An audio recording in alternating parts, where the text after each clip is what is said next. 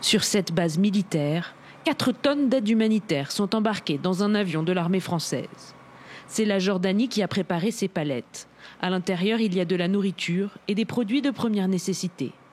Mais cette opération de parachutage sur Gaza n'est pas sans risque.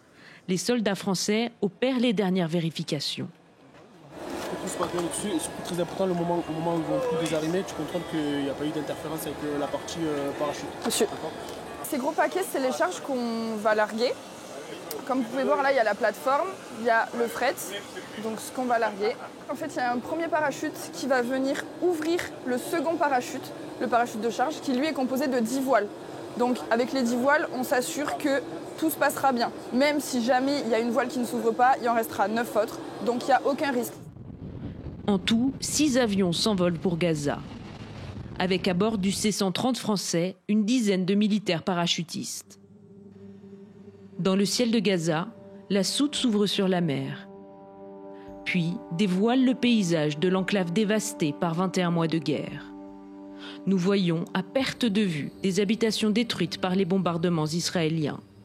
Les Nations Unies estiment que 70% des bâtiments de Gaza ont été détruits ou endommagés.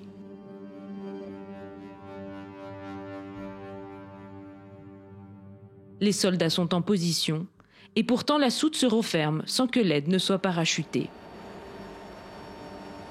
Un soldat nous disait tout à l'heure que ça fait partie des entraînements. Si le pilote juge que la zone de largage n'est pas suffisamment sûre, alors l'avion ne largue pas l'aide humanitaire. Dans le cockpit, le commandant de bord explique pourquoi il a fallu attendre pour larguer l'aide. Nous avons effectué un premier passage. Il y a eu des mouvements de population aux alentours qui pouvaient laisser craindre, ou en tout cas avoir un doute au niveau du largage. Donc, dans le cas du moindre doute, la procédure prévue étant d'annuler le largage, de retourner dans zone d'attente et de coordonner pour essayer de refaire un autre passage une fois que les autres aéronefs étaient passés. En effet, après une vingtaine de minutes d'attente au large, l'avion s'ouvre de nouveau et les colis sont largués sur Gaza.